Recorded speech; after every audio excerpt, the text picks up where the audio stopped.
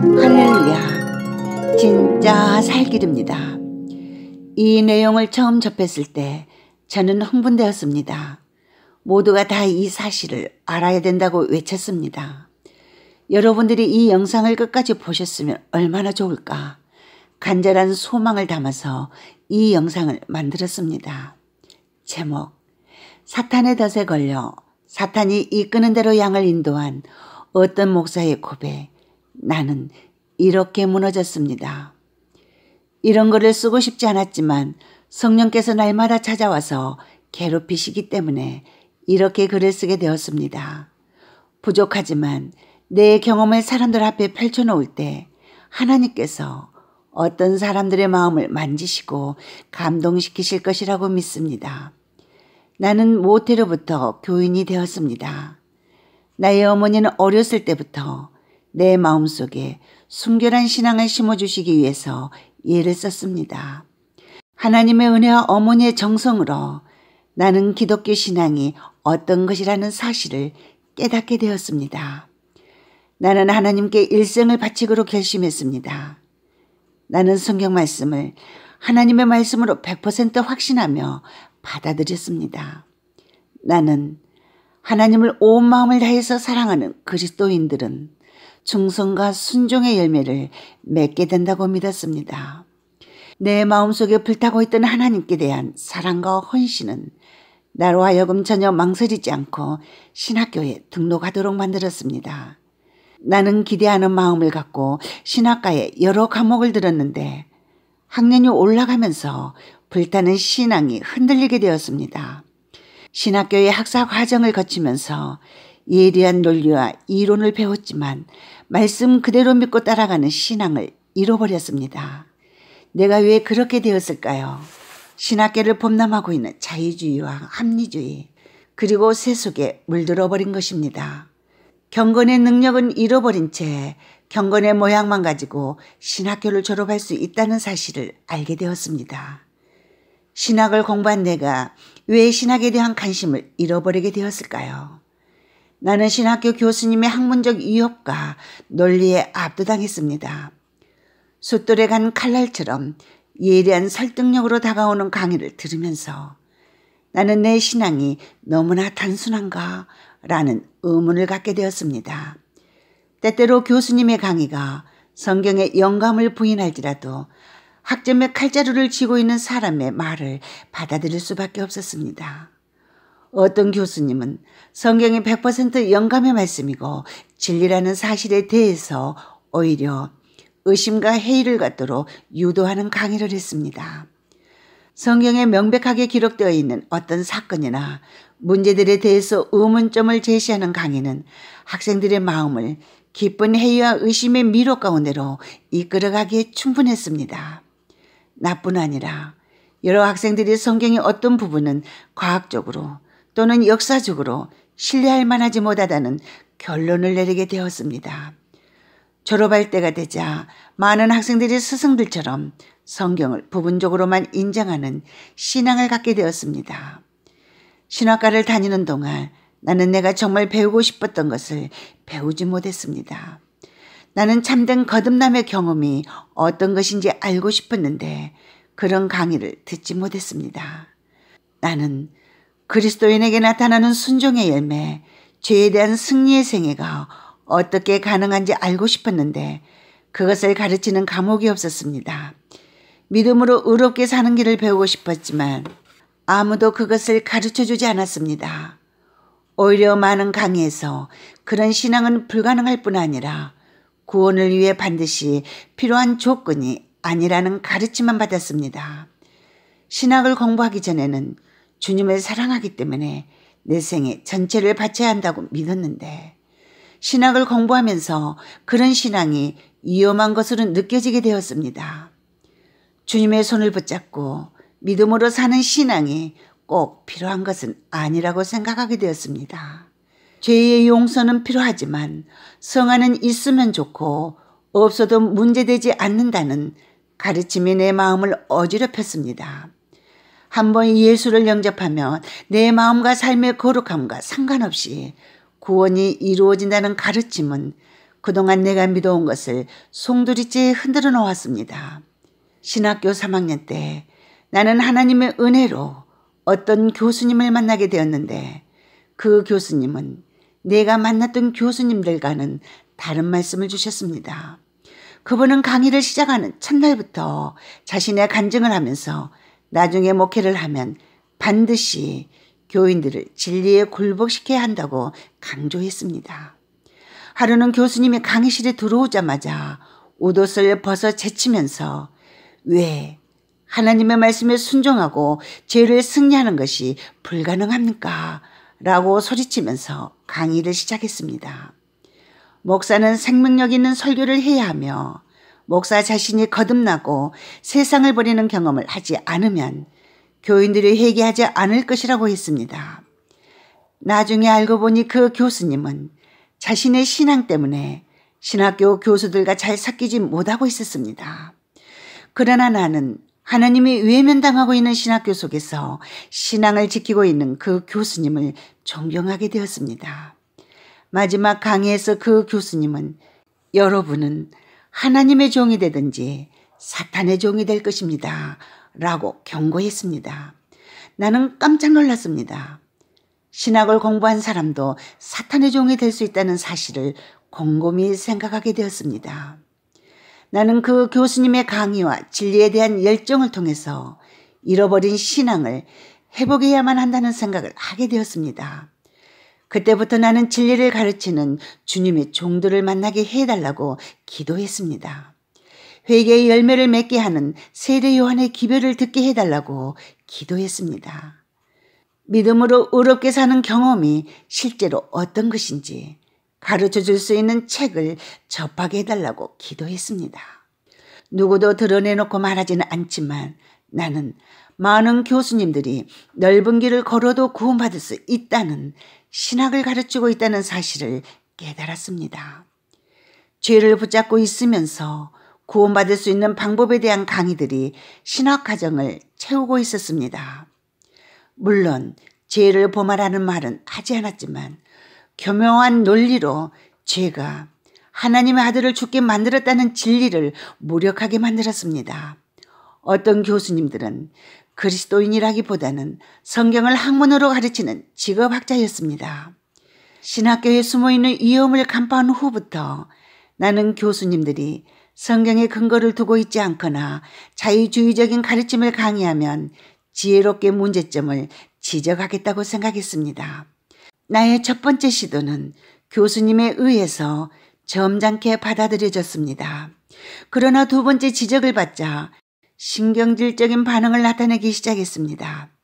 함께 강의를 듣고 있던 다수의 학생들도 교수님의 그러한 태도에 동의하였는데 그 이유는 내가 버릇없다고 생각하기 때문이었습니다.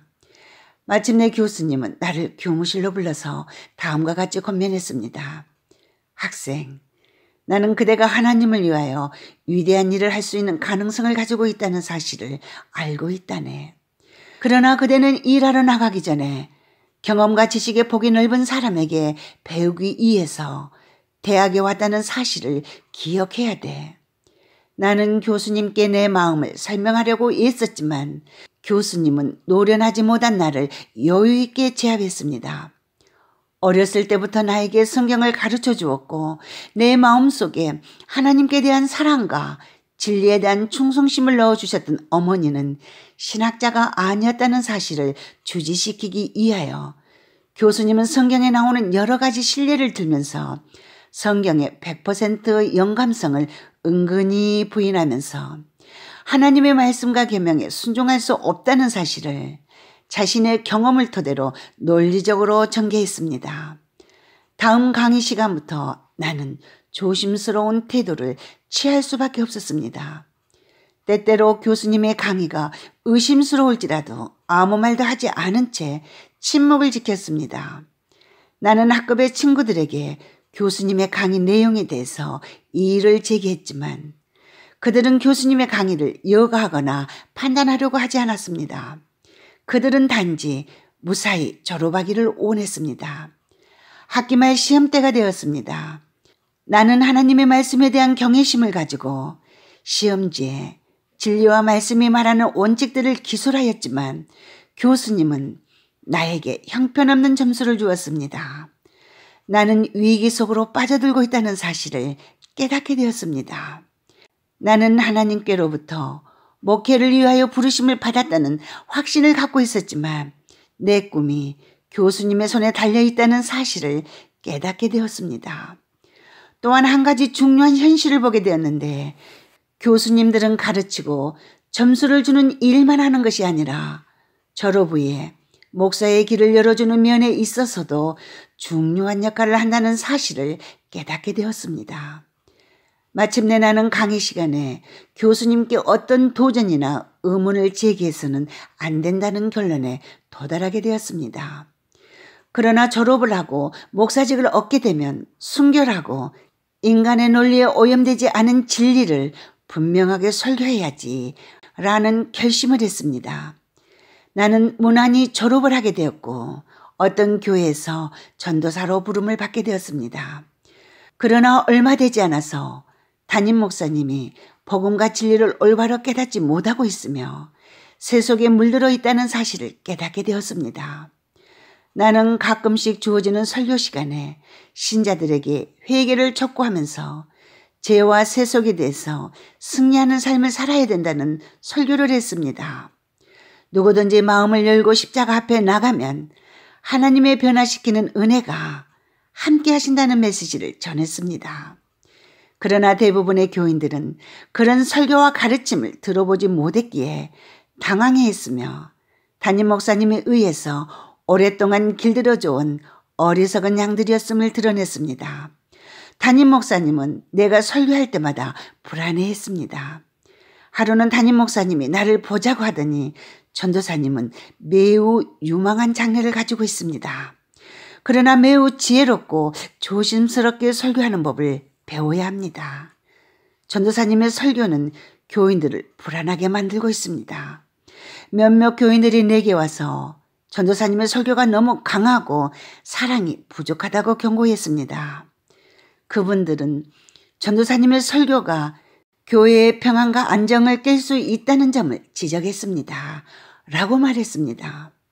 그 목사님은 하나님의 진리를 높이고 영혼들을 멸망으로부터 구원하는 것에 대한 관심보다는 교회를 아무런 문제 없이 운행해야 된다는 데에 훨씬 더 많은 관심을 나타냈습니다. 신학교를 졸업한 후 다시 진리를 고수할 것인가 라는 문제에 직면하게 되었지만 장래를 기약하면서 이렇게 결심했습니다. 이 다음에 내가 교회를 맡게 되면 설교 시간에 하나님의 진리를 마음껏 외치리라. 다음 설교 시간부터 나는 어쩔 수 없이 설교 내용을 부드럽고 듣기 좋게 다듬어야만 했습니다. 나중에 내가 직접 교회를 맡게 될 때까지 곧바른 진리의 선포를 미루기로 결정했습니다. 마침내 기다리던 기회가 왔습니다. 나는 정식 목사로서 한 교회에 부임하게 되었습니다. 나는 하나님의 위대한 진리를 마음껏 선포하기 시작하였습니다. 그러나 그 교회에도 하나님의 진리를 있는 그대로 받아들이기를 거절하는 악하고 거센 양들이 있었습니다. 그들은 교회의 몇몇 영향력 있는 집사님들과 장로님들을 찾아다니면서 교인들이 일주일 동안 세상에서 살면서 지쳐 있는데 목사의 설교가 너무 강해서 힘들다. 교인들을 불안하게 만들고 있다는 불만과 염려를 토로하기 시작했습니다. 진리로 거듭난 몇몇 양들이 있었지만 대부분의 양들은 무지하고 진리의 가치를 몰랐습니다. 말씀을 사모하는 양들은 나를 보호하려고 했지만 그들은 힘이 없었습니다. 대부분의 교인들은 오랜 세월 동안 한 번 예수를 영접하고 회개했으면 더 이상 구원에 대해서 염려할 필요가 없다. 십자가의 피가 우리를 어떤 상황에서도 구원해 준다. 날마다 죄를 짓고 불안해서 회개하는 것은 구원의 확신이 없는 자들의 신앙이다. 라는 식의 설교를 들어왔습니다. 그런데 내가 참된 거듭남과 승리가 있어야 한다고 설교하자 부담이 되었던 것입니다. 나를 지지해 주던 나이 많으신 장로님들도 교회가 깨질 것을 염려하면서 걱정하기 시작하였습니다. 그들 중에 몇 분이 목회실로 찾아와서 이렇게 말했습니다. 우리는 목사님의 설교가 매우 성경적이고 타당하다고 생각합니다. 그러나 당분간 교인들의 마음을 달래기 위해서 목사님께서 설교 주제를 정하시는 일에 있어서 조금 주의를 기울이는 것이 좋겠습니다. 그즈음 나는 한 여인을 만나게 되었고 그녀와 결혼을 하게 되었습니다. 그러나 그녀는 내게 또 하나의 짐을 안겨주었습니다. 그녀는 하나님의 말씀을 사랑했지만 남편인 나의 장래를 더욱 사랑했습니다. 그래서 나를 아끼는 마음으로 이렇게 조언했습니다. 안정적인 목회 생활에 방해가 되는 설교는 제발 하지 마세요. 좀 더 부드럽고 사랑이 넘치는 내용으로 설교하세요. 교인들의 죄와 세속을 지적하는 설교는 그들의 마음을 오히려 완악하게 만들 수도 있어요. 나는 내 손에 쥐어져 있는 두 가지를 보면서 고민하게 되었습니다. 한 손에는 하나님의 진리에 대한 충성과 영혼들의 구원에 대한 깊은 염려가 쥐어져 있었고 다른 한 손에는 장밋빛 목회 생활과 안정된 삶에 대한 미련이 쥐어져 있었습니다. 한쪽에서는 좁은 길을 걸으라고 속삭이는 음성이 들려왔고 다른 한쪽에서는 너도 다른 목사님들처럼 하면 돼. 왜 너만 유별나고 특별한 설교를 해서 사람들에 대한 영향력을 잃어버리려고 하니? 조금만 지혜롭게 처신하면 너도 인정받는 목사가 될 수 있어 라는 음성이 들려왔습니다. 나는 결국 이런 결론에 도달하게 되었습니다. 내가 이 교회를 떠나게 되면 나에게 맡겨져 있는 이 양들은 누가 책임을 질 것인가? 지금처럼 설교하면 결국 목회를 떠날 수밖에 없는데 그렇게 되면 이 불쌍한 양들은 누가 보살필 것인가? 좀 더 지혜롭게 처신하는 것이 하나님의 뜻일 거야. 타협은 이렇게 이루어졌다. 나는 잠시 기다리기로 결정했습니다. 돈 많고 영향력 있는 장로님들이 나의 설교에 동의하고 아내가 나의 부담을 이해하며 교인들이 나의 설교를 좋아하게 될 때까지 하나님의 진리를 곧바로 설교하는 일을 미루기로 했습니다. 그 후부터 나는 참담한 길을 걷게 되었습니다. 나는 설교를 준비할 때마다 이렇게 저렇게 말씀을 타협하고 성령의 음성을 거절하게 되었습니다.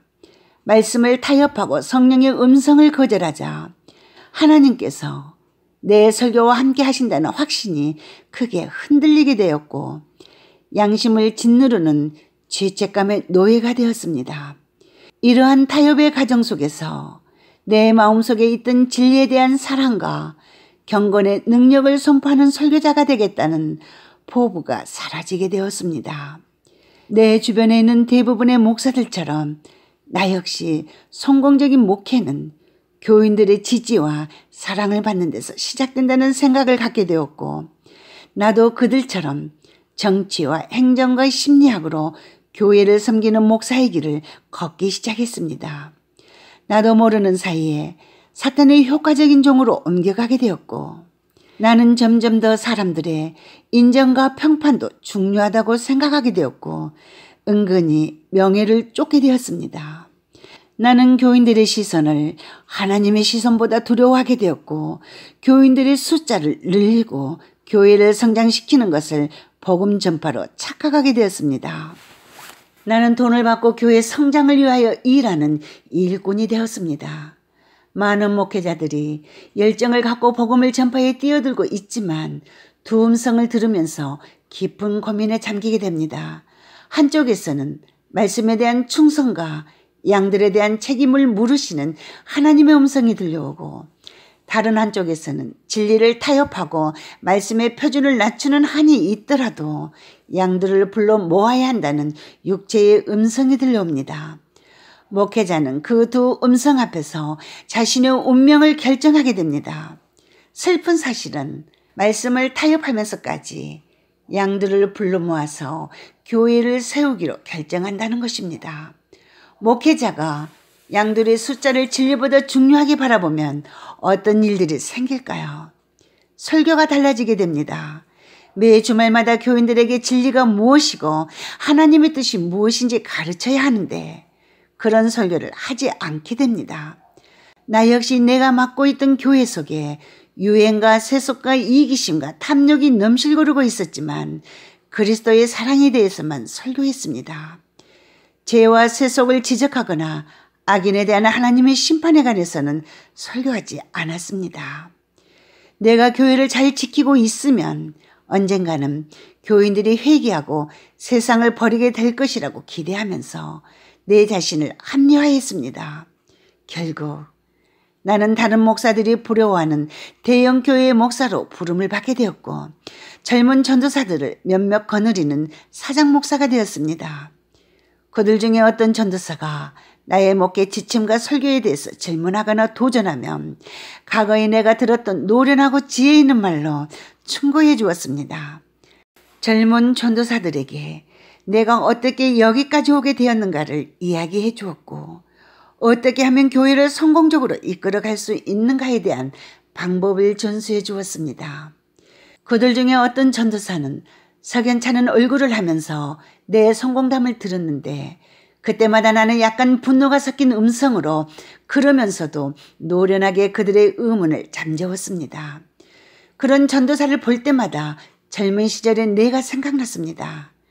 다시 젊은 시절로 돌아가고 싶습니다. 슬픈 사실은 이런 모습이 나만의 모습이 아니라는 것입니다. 많은 동료 목사들에게서 나와 같은 모습이 있었는데 나는 그들의 모습을 보면서 내 자신의 죄와 불충성을 합리화했습니다. 나는 설교를 곧바르게 하지 않으면서도 양심의 가책을 크게 느끼지 않을 정도로 영적 어두움에 갇히게 되었습니다. 어떤 경우에는 실수로 하나님의 뜻에 위배되는 목회를 했지만 많은 경우에 하나님의 뜻과 계획이 무엇인지 알면서 다른 길을 걸었습니다. 그리스도의 초림을 준비하기 위하여 세례 요한이 일어나서 하늘의 기별을 백성들에게 전했던 것처럼 마지막 시대에 예수께서 재림하실 때에도 백성들에게 예리하고 곧바른 말씀을 전해야 한다는 사실을 알고 있었지만 교회 안에서 곧바른 설교를 대항하여 일어서는 장로들과 집사들의 압력이 두려워서 설교 내용을 다듬었습니다. 이제 은퇴를 했고 죽음의 그림자가 얼마 남지 않은 나의 인생을 덮고 있습니다. 말할 수 없는 양심의 가책과 고뇌로 인하여 내 영혼에는 쉼이 없습니다. 젊은 시절의 나의 목회를 통하여 떼죽음 당한 양들을 생각할 때마다 내 마음은 절망과 죄책감으로 고통당합니다. 젊은 시절에 있었던 나의 죄와 타업에 대한 회한이 나의 영혼을 괴롭히고 있습니다.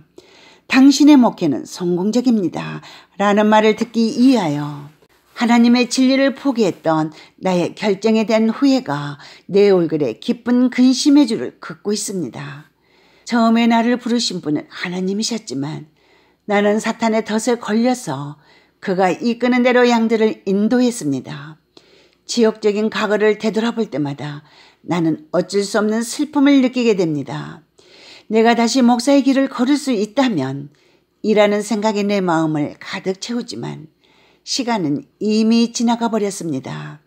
만일 나에게 다시 목회를 할 수 있는 젊음이 주어진다면 하늘로부터 가브리엘 천사가 내려와서 하는 것과 같은 설교를 할 텐데 라는 후회가 내 영혼을 채우고 있지만 시간을 되돌릴 수는 없습니다.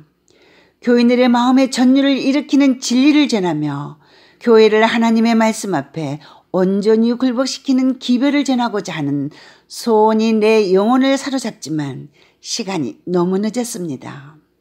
교인들로 하여금 성결과 거룩함의 길을 곧도록 인도하는 이스라엘의 목자가 되고 싶지만 시간이 너무 늦었습니다. 후배 목사들이시여, 마지막 시대에 부르심을 받은 목사들은 하나님의 진리에 대한 깊고 정확한 지식을 가지고 있어야 합니다. 온 생애를 하나님께 전적으로 굴복하는 헌신이 있어야 주님의 종이 될 수 있습니다. 설교단에서뿐 아니라 가정에서 진실하고 정직한 그리스도인이 되어야 합니다. 그러지 않고서는 하나님께서 맡겨주신 양들을 영생의 길로 인도할 수 없습니다. 목사들이시여, 하늘로부터 들려오는 거룩한 부르심에 희생과 헌신으로 응답해야 합니다. 그런 응답을 하는 목회자는 내가 다시 목사가 될 수 있다면 일하는 해안의 눈물을 흘리지 않게 될 것입니다. 지금까지 어떤 목사님의 고백, 나는 이렇게 무너졌습니다 였습니다. 진짜 살 길이었습니다.